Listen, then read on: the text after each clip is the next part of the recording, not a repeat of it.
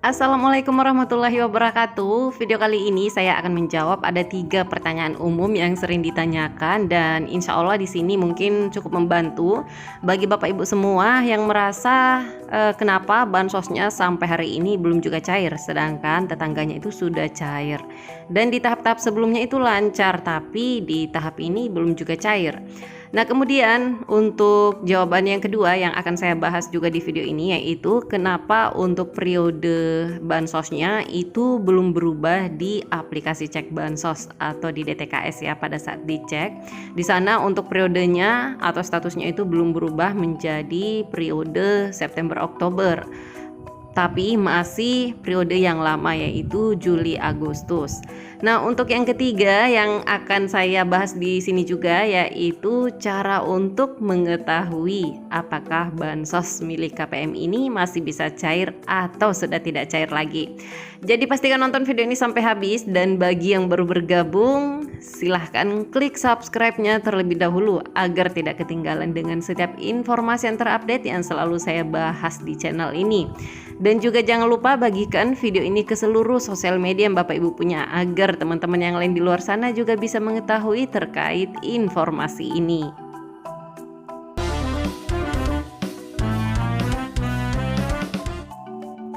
Baiklah, yang pertama yaitu terkait bansosnya tetangga atau orang-orang di sekitar itu sudah cair, tapi punya KPM ini belum juga cair. Oke, jadi perlu untuk Bapak Ibu semuanya ketahui, sekali lagi di sini kita flashback aja ya, atau saling untuk mengulas kembali biar kita semuanya sama-sama tahu dan paham. Atau mungkin ada yang baru bergabung ya, jadi belum tahu kalau ternyata untuk bantuan sosial ini PKH maupun BPNT program sembako, walaupun ia terbagi menjadi satu tahap atau berada di dalam satu tahap yang sama, tapi masuknya itu tidak berbarengan, melainkan ia terbagi menjadi beberapa batch atau termin. Dia tidak sekaligus atau serentak turun dari pusat. Walaupun ini sama-sama tahap 4 misalnya, atau sama-sama alokasi September Oktober, tapi keluarnya dari pusat itu tidak berbarengan. Jadi wajar saja kalau misalnya Bapak Ibu itu merasa selama ini di tahap-tahap sebelumnya lancar bansosnya masuk, tidak ada yang bermasalah. Tapi kali ini penyaluran bantuan sosial kali ini teman-temannya udah pada cair, tapi Bapak Ibu belum cair. Nah, bisa jadi jika tidak ada yang bermasalah pada data diri yang Bapak Ibu punya, bisa jadi itu akan masuk di BNBA susulan berikutnya. Nah, BNBA ini adalah singkatan BNB address ya, atau nama-nama penerima bantuan sosial yang dikeluarkan oleh pusat dan diberikan kepada masing-masing daerah atau pendamping sosial yang ada di masing-masing daerah. Nah, jadi itu untuk BNBA terbagi menjadi beberapa bagian atau beberapa termin atau beberapa batch. Selanjutnya terkait jarak dari batch 1 ke batch 2 dan batch berikutnya. Nah, jadi ini tidak pasti ya Bapak Ibu. Terkadang untuk selisih harinya itu hanya selisih 3 hari, ada juga yang selisih sehari, tapi bahkan ada juga yang selisihnya malah sebulan. Jadi ini tergantung dengan data-data, kevalidan data-data dirinya Bapak Ibu.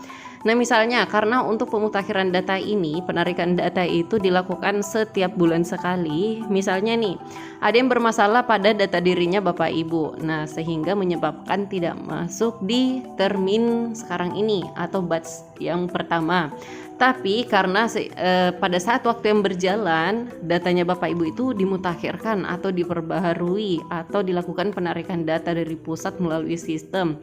Nah, sehingga bansosnya Bapak Ibu itu akan keluar pada batch berikutnya, batch susulan yang jaraknya mungkin cukup jauh, yaitu bisa jadi 2 minggu kemudian atau bahkan sebulan kemudian. Berikutnya terkait kenapa pada saat dicek di websitenya cekbansos.kemensos.go.id atau di DTKS, di sana untuk statusnya untuk periodenya itu belum berubah menjadi September Oktober atau Oktober November Desember. Yang jelasnya ia masih berada di periode sebelumnya yang sudah pernah diterima bulan lalu. Nah, jadi perlu untuk Bapak Ibu semuanya ketahui, untuk yang ditampilkan pada websitenya cekbansos.kemensos.go.id, ya harus saya sampaikan itu sebenarnya agak lambat ya untuk update-nya kalau untuk status periodenya KPM di sana. Biasanya bansos KPM ini sudah diterima, baru kemudian di sana untuk periodenya berubah karena dasar untuk perubahan data atau periode yang ada di cekbansos.kemensos ini itu adalah BNBA dari pusat. Jadi artinya ya agak telat untuk update-nya di sini. Nah, artinya BNBA itu turun dulu dari pusat, kemudian KPM ini mentransaksikan bansosnya lewat kartu KKS misalnya atau lewat kartu pos. Setelah itu barulah kemudian untuk periodenya atau statusnya yang ada di cekbansos.kemensos ini berubah menjadi periode bansos yang sudah Bapak Ibu terima. Nah, jadi untuk patokannya ini tidak bisa dijadikan patokan untuk memantau apakah bansosnya Bapak Ibu itu akan cair atau tidak. Ini bertujuan hanya untuk melihat apakah Bapak Ibu itu masih aktif sebagai penerima bansos atau tidak.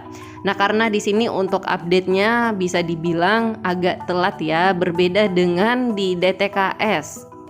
DTKS yang saya maksud di sini adalah 6NG. 6NG akun milik pendampingnya Bapak Ibu semuanya atau akun milik operator 6NG desa atau kelurahan.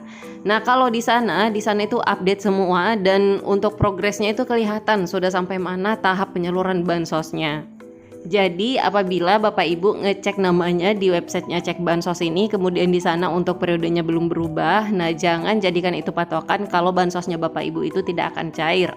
Karena bisa jadi Bapak Ibu akan cair bansosnya sebentar lagi, hanya saja untuk periodenya di sini belum juga berubah. Selanjutnya adalah cara untuk mengetahui apakah bansos KPM ini masih bisa cair atau sudah tidak bisa cair lagi atau sudah tidak memiliki harapan bisa mendapatkan bantuan sosial lagi. Nah, jadi lagi-lagi Bapak Ibu yang paling akurat itu untuk mengetahui statusnya KPM di sana, karena di sana ada tracking datanya ya di DTKS, di data terpadu kesejahteraan sosial. Cara untuk melihatnya yaitu melalui akun 6NG. Yang memiliki akun 6NG ini yang pertama adalah pendamping sosialnya masing-masing, pendamping PKH ya, mohon maaf untuk pendamping BPNT program sembako. Setahu saya untuk saat ini belum difasilitasi untuk akun 6NG. Tapi tidak menutup kemungkinan ke depannya untuk pendamping BPNT ini juga akan difasilitasi akun 6NG. Kemudian yang kedua yang memiliki akun 6NG ini juga adalah operator 6NG yang ada di desa atau kelurahan setempat tempat Bapak Ibu tinggal.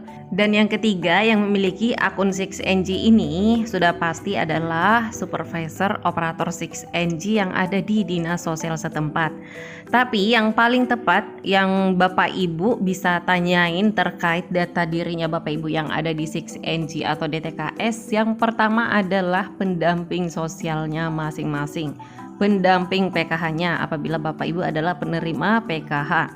Tapi apabila Bapak Ibu adalah penerima BPNT atau penerima PKH juga boleh, bisa menanyakan langsung ke operator 6NG yang ada di desa atau kelurahan tempat Bapak Ibu tinggal.